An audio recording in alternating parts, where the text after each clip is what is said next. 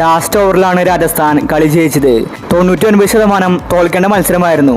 എന്നാൽ സഞ്ജു മികച്ച ക്യാപ്റ്റൻസിലൂടെ കളി തിരിച്ചു പിടിച്ചു. ഡൽഹി ഇന്ന് ശരിക്കും നാണം കെട്ടു എന്ന് തന്നെ പറയേണ്ടിയിരിക്കുന്നു.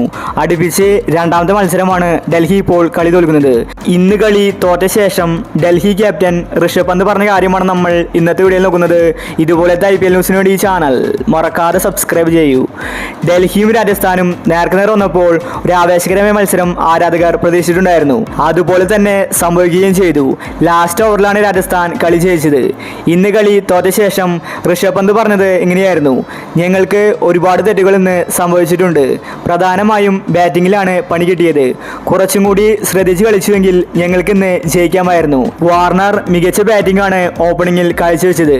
എനിക്കാണെങ്കിൽ വിചാരിച്ചതുപോലെ ഫോമാകാൻ സാധിച്ചില്ല. അക്സർ പട്ടേൽ കളിക്കുന്നത് കണ്ട് അക്സർ പട്ടേൽ കളി ജയിപ്പിക്കുമെന്ന് ഞാൻ കരുതി.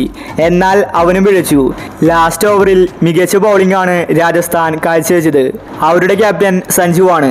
സഞ്ജു വളരെ കൃത്യമായി കാര്യങ്ങൾ നീക്കി. അതാണ് ഞങ്ങൾക്ക് പണിയായത്. കളി തോറ്റാലും അടുത്ത മത്സരത്തിൽ ശക്തമായിട്ട് തിരിച്ചു വരുമെന്ന് ഋഷഭ് പന്ത് വ്യക്തമാക്കി. രാജസ്ഥാൻ ആരാധകർ ആവേശത്തിലാണ്.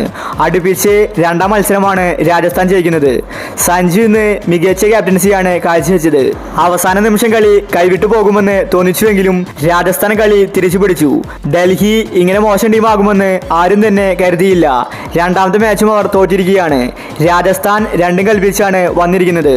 ഇന്നത്തെ കളിയിലെ ക്രെഡിറ്റ് കൊടുക്കേണ്ടത് റിയാൻ പരാഗിനാണ്. ഡൗണായി രാജസ്ഥാന് മികച്ച സ്കോർ സമ്മാനിച്ചത് റിയാൻ പരാഗിന്റെ ബാറ്റിംഗ് ആണ്. പരാഗ് ഇന്നിങ്ങനെ കളിച്ചില്ലായിരുന്നുവെങ്കിൽ ഒരുപക്ഷെ ഇന്ന് രാജസ്ഥാൻ കളി തോറ്റേനെ. 84 റൺസാണ് റിയാൻ പരാഗ് ഇന്ന് അടിച്ചുകൂട്ടിയത്.